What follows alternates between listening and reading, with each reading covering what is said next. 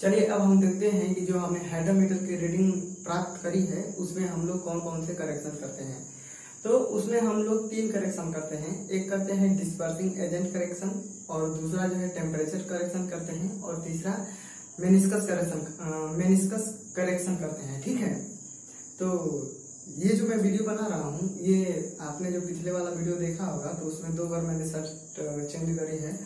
तो एक्चुअल में ये दूसरा दिन बना रहा हूँ। ठीक है, उस दिन जो मोबाइल है उसकी मेमोरी भर गई थी और वो जो वीडियो था वो आधे पे बंद हो गया था, तो ये दूसरे दिन वीडियो बना रहे हैं। ठीक है, तो चलिए हम देखते हैं करेक्शन। तो हमने जो हाइड्रोमीटर की रीडिंग प्राप्त करी है उसमें हमने क्या करा है, उसमें हमने जो है जो सॉइल सस्पेंसर हमने बनाया है उसकी हमने जो है डेंसिटी ज्ञात करी है। ठीक है, क्या करी है, डेंसिटी ज्ञात करी है। तो जब हम जो है सॉइल सस्पेंशन शुरू में बना रहे थे तो हमने क्या किया था कि उसमें हमने जो है डिस्पर्सिंग एजेंट मिलाया था। डिस्पर्सिंग एजेंट कहें उसी को, या कहें कि डिफ्लोकुलेटिंग एजेंट, जिससे कि जो सॉइल के पार्टिकल हैं वो एक दूसरे में जो है जुड़ने ना पाए। ठीक, सोडियम कार्बोनेट और सोडियम हेक्सामेटाफॉस्फेट हमने डिस्पर्सिंग एजेंट के रूप में मिलाया था। तो अब क्या होगा कि जो हमने सॉइल सस्पेंशन बनाया है उसमें हमने जब उसको मिलाया तो जो सॉइल सस्पेंशन है उसकी डेंसिटी क्या हो गई, बढ़ गई। कैसे, जो सोडियम हेक्सामेटाफॉस्फेट है या सोडियम कार्बोनेट है, इन दोनों का मिक्सचर हमने जब उसमें मिलाया तो इनका कुछ ना कुछ तो मास होगा। ठीक है, द्रव्यमान होगा, और डेंसिटी बराबर क्या होता है, मास अपॉन वॉल्यूम। तो इनके मास बढ़ने के कारण जो है हमारी क्या हो गई, डेंसिटी बढ़ गई। ठीक, अब बताओ आप कि जब हम हाइड्रोमीटर में जो रीडिंग ले रहे हैं, जब हम टेस्ट कर रहे हैं हाइड्रोमीटर टेस्ट, तो जब हम रीडिंग वहां से ले रहे हैं तो क्या हो रहा है वहां पे, हाइड्रोमीटर में भी या जो पिपेट मेथड था उसमें भी, पिपेट मेथड में नहीं, हाइड्रोमीटर में। तो हाइड्रोमीटर की हम बात कर रहे हैं। तो जब हम हाइड्रोमीटर में जब रीडिंग ले रहे हैं तो वहां पे हम तो डेंसिटी ज्ञात कर रहे हैं, और हमने जो है इससे पहले डिस्पर्सिंग एजेंट मिलाया है। तो डिस्पर्सिंग एजेंट मिलाने के कारण जो है क्या हुआ है कि जो सस्पेंशन बना था उसकी जो एक्चुअल डेंसिटी थी वो सस्पेंशन में डिस्पर्सिंग एजेंट या डिफ्लोकुलेटिंग एजेंट डालने के कारण उसकी डेंसिटी जो है बढ़ गई। तो जब हमने हाइड्रोमीटर की रीडिंग जो ज्ञात करी है RH, हमने जो हाइड्रोमीटर की रीडिंग RH ज्ञात करी, तो ये रीडिंग क्या हो गई, ये जो रीडिंग निकाल रहे हैं ये जो है बढ़ी हुई आएगी, है ना। ये जो हाइड्रोमीटर की रीडिंग है RH जो है उससे हम क्या ज्ञात कर रहे हैं, हम लोग डेंसिटी ज्ञात कर रहे हैं, और ये डेंसिटी क्या आएगी, बढ़ी हुई आएगी। ठीक है, तो डिस्पर्सिंग एजेंट मिलाने के कारण जो है क्या हो रहा है कि हाइड्रोमीटर की रीडिंग जो हमें मिल रही है उससे हमें बढ़ी हुई डेंसिटी जो है प्राप्त हो रही है। ठीक है, डिस्पर्सिंग एजेंट मिलाने के कारण जो सॉइल सस्पेंशन है उसका डेंसिटी बढ़ गया है। तो हम करेक्शन क्या करेंगे, उसमें जो है घटाएंगे।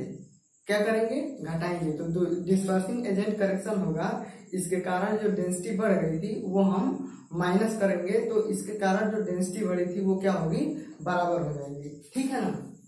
तो डिस्पर्सिंग एजेंट करेक्शन को जो है CD से डिनोट करते हैं, और वही चीज यहाँ पे लिखा हुआ है, सॉइल सस्पेंशन में डिस्पर्सिंग एजेंट उपस्थित होने के कारण इसकी डेंसिटी बढ़ जाती है। इसके कारण हाइड्रोमीटर की रीडिंग जो है वास्तविक से अधिक प्राप्त होती है, जिसे सही करने के लिए डिस्पर्सिंग एजेंट करेक्शन करते हैं। और डिस्पर्सिंग एजेंट करेक्शन का मान जो है हमेशा निगेटिव होता है। ठीक है ना। तो इसको जो है ध्यान में रखेंगे। ये जो भी करेक्शन 3 करेक्शन लिखे हुए हैं वो बहुत ही इंपॉर्टेंट है, कौन सा पॉजिटिव होता है कौन सा निगेटिव होता है, ये जो है एग्जाम में बहुत पूछता है। ठीक है ना। तो डिस्पर्सिंग एजेंट करेक्शन क्या होता है, हमेशा जो है निगेटिव होगा। क्यों, क्योंकि डिस्पर्सिंग एजेंट मिलाने के कारण जो है डेंसिटी बढ़ जा रही है, और हाइड्रोमीटर रीडिंग से जो हम डेंसिटी ज्ञात करेंगे वो डेंसिटी बढ़ी हुई मिलेगी। तो हम जब उसे करेक्ट करेंगे तो क्या करेंगे, डिस्पर्सिंग एजेंट करेक्शन में क्या करेंगे, डेंसिटी जो है माइनस करेंगे। ठीक है, तो डिस्पर्सिंग एजेंट करेक्शन क्या होगा, नेगेटिव होगा। अब आते हैं मेनिस्कस करेक्शन पे। ठीक है, मेनिस्कस करेक्शन को जो है CM से डिनोट करते हैं इससे। अब मेनिस्कस जो है क्या होता है, जब हम यहाँ पे देखिएगा ये जाल था हमारा, और हम जो है क्या कर रहे थे कि ये हाइड्रोमीटर हमारा है और हम जो है इसे डुबो रहे थे, ठीक है, हाइड्रोमीटर को इसमें डुबो रहे थे। तो ये क्या होगा कि यहाँ तक मान लो जो है सॉइल सस्पेंशन भरा हुआ है, ठीक है ना। तो आपने देखा होगा, सरफेस टेंशन पढ़ा होगा, तो जो कांच और वाटर के बीच में जो एंगल होता है वो ऐसे कुछ बनता है, ठीक है ना। सरफेस टेंशन में कैपिलरी में आपने कहीं कभी पढ़ा होगा। तो ये जो सस्पेंशन है वो क्या होगा कि ऐसे जो है इस कांच पे जो है ऐसे जो है चढ़ जाएगा, ठीक है, ऐसे चढ़ जाएगा। एक्चुअल में तो सस्पेंशन का जो रीडिंग है वो यहाँ पे होना चाहिए, ठीक है, लेकिन हमें जो है ये चढ़ के यहाँ पे दिखेगा और हम जो है ये वाली रीडिंग ले लेंगे, ठीक है ना। हम लोग क्या करेंगे कि ऊपर वाली रीडिंग ले लेंगे। क्यों? क्योंकि जो है कांच भी पारदर्शी होता है और जो सॉइल सस्पेंशन है उसमें तो वाटर है वो भी पारदर्शी होता है। इसके कारण जो है हम सही से जो है उसको देख नहीं पाते, सही से जो है रीडिंग जो है नहीं ले पाते, पता नहीं चलता कि वो कहाँ है, ठीक है। तो ये जो रीडिंग मिलती है ये हम लोग ऊपर वाली रीडिंग लेते हैं और ये वाली रीडिंग एक्चुअल वाली रीडिंग होती है, ठीक है। तो अब देखो जो हमारा हाइड्रोमीटर है उसमें जो है रीडिंग जो है कुछ ऐसी लिखी हुई होती है। हाइड्रोमीटर में जो है रीडिंग क्या लिखी हुई होती है, ऊपर 0 है, नीचे 5 है, फिर 10 है, फिर 15 है। मतलब कि ऊपर से जब हम नीचे आ रहे हैं तो डेंसिटी क्या है, बढ़ रही है, यही तो। अगर ऊपर यहाँ पे लेंगे तो डेंसिटी कम है, अगर नीचे जितना नीचे हाइड्रोमीटर के रीडिंग रहेगा उतना डेंसिटी ज्यादा है, ठीक है ना। तो यहाँ पे क्या हो रहा है कि एक्चुअल में तो रीडिंग ये है, ठीक है, और हमें मिल क्या आ रहा है यहाँ पे, यानी कि जो इस सॉइल सस्पेंशन की जो वास्तविक डेंसिटी थी, इस मेनिस्कस के कारण जो है इतना ऊपर मिल रही है और ये ऊपर बढ़ रहा है, यानी कि डेंसिटी क्या हो रही है, कम मिल रही है, ठीक है ना। इस मेनिस्कस के कारण जो है डेंसिटी हमारी कम प्राप्त हो रही है। तो मेनिस्कस करेक्शन जब हम करेंगे तो क्या करेंगे, उसको जोड़ेंगे। क्यों? क्योंकि जो हाइड्रोमीटर में रीडिंग प्राप्त हो रही है इस मेनिस्कस के कारण जो एक्चुअल डेंसिटी हमें मिलनी चाहिए उससे जो है क्या मिल रही है, कम मिल रही है, ठीक है। तो मेनिस्कस करेक्शन हम लोग क्या करेंगे, पॉजिटिव करेंगे या उसी को हम कहें एडिटिव करेंगे। एडिटिव मतलब जोड़ना, पॉजिटिव मतलब आप समझते ही हैं। तो मेनिस्कस करेक्शन हम लोग पॉजिटिव करते हैं, ठीक है। मेनिस्कस के कारण यही जो चंद्राकार बना हुआ है इसी को हम लोग मेनिस्कस कहते हैं, ठीक है। मेनिस्कस के कारण हाइड्रोमीटर की रीडिंग एक्चुअल रीडिंग से कम प्राप्त होती है। कम का मतलब कि ये ऊपर जाएगा तो जो डेंसिटी होगी वो क्या होगी, कम होगी, तो कम प्राप्त होता है। क्योंकि सॉइल सस्पेंशन ओपेक होने के कारण, ओपेक मतलब कि पारदर्शी, जिसको हम आप देख सके हैं, ओपेक होने के कारण एक्चुअल हाइड्रोमीटर रीडिंग को जो है पढ़ पाना संभव नहीं होता, ठीक है। हम जो है उसको अच्छी तरीके से नहीं पढ़ पाते। इस कारण से मेनिस्कस के कारण हाइड्रोमीटर रीडिंग जो है कम प्राप्त होती है। कम प्राप्त होने के कारण जो है मेनिस्कस करेक्शन जो है अप्लाई करना पड़ता है, ठीक है। और मेनिस्कस करेक्शन हमेशा पॉजिटिव या एडिटिव होगा, ये चीज जो है ध्यान में रखेंगे, ठीक है। तो 2 करेक्शन हमने पढ़ लिए और दोनों जो है बहुत इंपॉर्टेंट है। अब हम चलते हैं तीसरा जो है करेक्शन, टेम्परेचर करेक्शन पे, ठीक है ना। टेम्परेचर करेक्शन पे अब देखो टेम्परेचर का क्या प्रभाव पड़ता है। तो जब हम हाइड्रोमीटर टेस्ट करते हैं तो वो जो है 27 डिग्री सेंटीग्रेड पे जो है हम लोग टेस्ट करते हैं। हाइड्रोमीटर टेस्ट को सामान्यतः जो है 27 डिग्री सेंटीग्रेड पे अभिव्यक्त करते हैं, ठीक है। तो अगर टेम्परेचर 27 डिग्री से कम है तो हाइड्रोमीटर की रीडिंग क्या होगी, अगर टेम्परेचर जो है 27 डिग्री से कम है तो हाइड्रोमीटर की रीडिंग जो है क्या होगी। तो अब मैं क्या करता हूँ, आप लोग जो है इसको लिख लेना, इस साइड वाले को। अब मैं जो है इसे मिटा देता हूँ, ठीक है। तो हमने जो है 2 करेक्शन पढ़ लिए, एक हाइड्रोमीटर करेक्शन और एक मेनिस्कस करेक्शन और एक डिस्पर्सिंग एजेंट करेक्शन। तो अब हम लोग टेम्परेचर करेक्शन पढ़ रहे हैं। तो जो सॉइल सस्पेंशन हमने बनाया है वो तो हमने वाटर में बनाया है कि नहीं। अब देखो वाटर जो है आपने पढ़ा होगा कि जो वाटर होता है, वाटर की जो डेंसिटी होती है वो 4 डिग्री सेंटीग्रेड पे मैक्सिमम होती है। ठीक, जो वाटर की डेंसिटी होती है वो 4 डिग्री सेंटीग्रेड पे मैक्सिमम होती है और डेंसिटी बराबर होता है मास अपॉन वॉल्यूम। ठीक है, आपने ये कहीं नहीं पढ़ा है कि जो वाटर की डेंसिटी होती है वो 0 डिग्री सेंटीग्रेड पे मैक्सिमम होती है। क्यों? क्योंकि वाटर का जो है कुछ बिहेवियर ही ऐसा है। तो अगर हम देखें तो ये क्या है, इधर जो है टेम्परेचर है और इधर क्या है, वॉल्यूम है। ठीक है, तो जब हम इसका ग्राफ बनाएंगे तो ऐसे जो है कुछ इसका जो है ग्राफ मिलेगा, ऐसे मिलेगा ना, वॉल्यूम नहीं है, डेंसिटी है। ठीक है,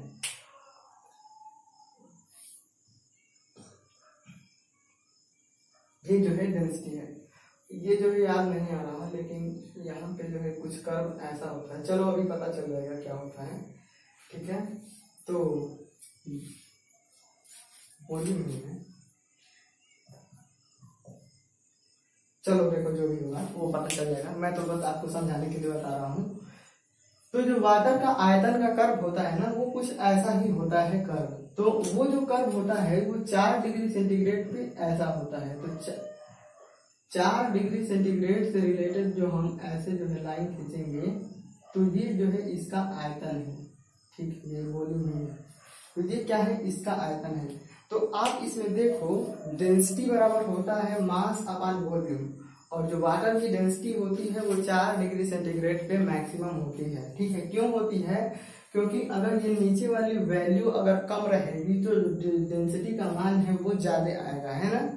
और 4 डिग्री सेंटीग्रेड पे जो वाटर का वॉल्यूम होता है यानी कि आयतन होता है वो सबसे कम होता है। तो सबसे कम रहेगा 4 डिग्री सेंटीग्रेड पे, तो यहाँ पे भाग देंगे तो ये क्या होगा, ये मैक्सिमम आएगा। डेंसिटी क्या होगी, मैक्सिमम आएगी। अगर 4 डिग्री सेंटीग्रेड से कम करेंगे तो भी इसका आयतन बढ़ने लग रहा है, और 4 डिग्री सेंटीग्रेड से अगर ज्यादा कर रहे हैं तब भी इसका आयतन क्या हो रहा है, बढ़ने लग रहा है। इसीलिए हम वाटर को जो है 4 डिग्री सेंटीग्रेड पे व्यक्त करते हैं, कि जो रिप्रेजेंट करते हैं कि जो वाटर की डेंसिटी होती है वो 4 डिग्री सेंटीग्रेड पे क्या होती है, मैक्सिमम होती है। ठीक है, तो हम जो यहाँ पे जो है हम लोग स्लाइड सस्पेंशन लिए हैं उसकी जो रीडिंग ज्ञात कर रहे हैं वो 27 डिग्री सेंटीग्रेड पे जो है ज्ञात कर रहे हैं। ठीक है ना, तो अगर हमारा टेम्परेचर 27 डिग्री सेंटीग्रेड से ज्यादा होगा, ठीक है, यहाँ तो वाटर के लिए हमने पढ़ा कि 4 डिग्री सेंटीग्रेड, अब यहाँ पे जो है जो मानक लाइन है हमारी वो 27 डिग्री सेंटीग्रेड है।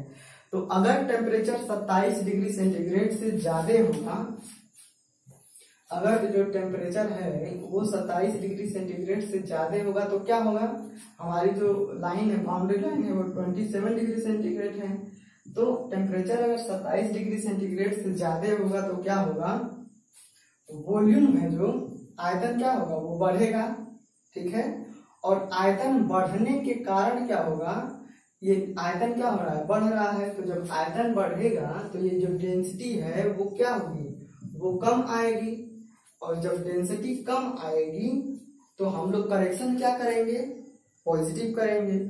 ठीक है ना, हम जब हाइड्रोमीटर की रीडिंग लेंगे तो उसमें डेंसिटी क्या होगी, टेम्परेचर बढ़ने के कारण आयतन बढ़ गया, और आयतन बढ़ने के कारण डेंसिटी कम हो गई, और उसके कारण जो है हमारी जो रीडिंग है वो कम प्राप्त हो गई। मतलब कि RH जो हमने ज्ञात किया हाइड्रोमीटर रीडिंग, उससे जो हमने डेंसिटी ज्ञात करी वो क्या हुई, कम हुई। तो टेम्परेचर बढ़ने के कारण क्या होगा कि डेंसिटी कम हो रही है, तो हम करेक्शन क्या करेंगे, पॉजिटिव करेंगे। ठीक है ना, अगर इसी तरह से 27 डिग्री सेंटीग्रेड से टेम्परेचर कम हुआ तो टेम्परेचर कम होने के कारण क्या होगा कि जो आयतन है वो आयतन कम होगा, और आयतन कम होगा तो डेंसिटी क्या होगी, ज्यादा होगी। अब ज्यादा होगी तो जो हम जो हाइड्रोमीटर रीडिंग लेंगे और उससे जो हम लोग डेंसिटी ज्ञात करेंगे वो टेम्परेचर घटने के कारण क्या होगा कि डेंसिटी जो है ज्यादा मिलेगी, तो हम लोग करेक्शन क्या करेंगे, नेगेटिव करेंगे। ठीक है, तो मुझे आशा है ये जो है आपको समझ में आ गया होगा। अगर आप लिखना चाहें इसे तो आप आसान भाषा में अपनी भाषा में लिख सकते हैं। मैं यहाँ पे लिख देता हूँ, अगर टेम्परेचर बढ़ेगा तो वॉल्यूम जो है बढ़ेगा, और वॉल्यूम बढ़ेगा तो डेंसिटी घटेगी, और डेंसिटी घटेगी तो करेक्शन क्या होगा, पॉजिटिव। तो इस तरह से याद रखना, अगर टेम्परेचर बढ़ रहा है तो करेक्शन पॉजिटिव करेंगे, और अगर टेम्परेचर नेगेटिव होगा तो वॉल्यूम क्या होगा, घटेगा, और डेंसिटी क्या होगी, मैक्सिमम होगी, और करेक्शन जो है नेगेटिव होगा। टेम्परेचर घटेगा तो करेक्शन नेगेटिव करेंगे। ठीक है, इसको लिख लेना। तो यही चीज लिखा हुआ है, टेम्परेचर करेक्शन पॉजिटिव तथा निगेटिव जो है दोनों हो सकता है।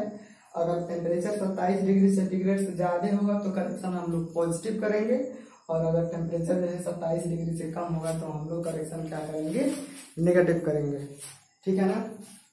तो हमारा जो है करेक्टेड हाइड्रोमीटर रीडिंग क्या हो जाएगा, RS तो हमने ज्ञात किया है। ठीक है ना। डिस्पर्सिंग एजेंट करेक्शन जो है हमने निगेटिव माना है, और मेनिस्कस करेक्शन हमने जो है पॉजिटिव माना है, और टेम्परेचर करेक्शन जो है पॉजिटिव और नेगेटिव जो है दोनों हो सकता है। ठीक है। तो ये क्या है, करेक्टेड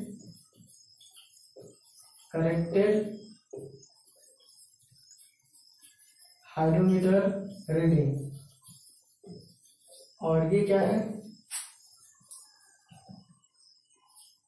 ऑब्टेन्ड मतलब प्राप्त करना,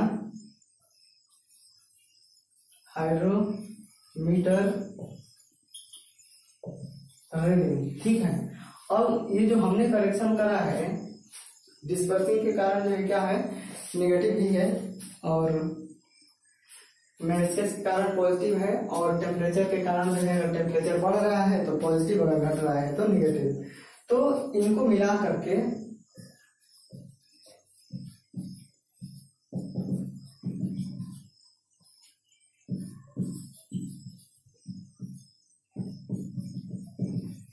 तो इन सबको मिला के जो है हम लोग कंपोजिट करेक्शन करते हैं। ठीक है।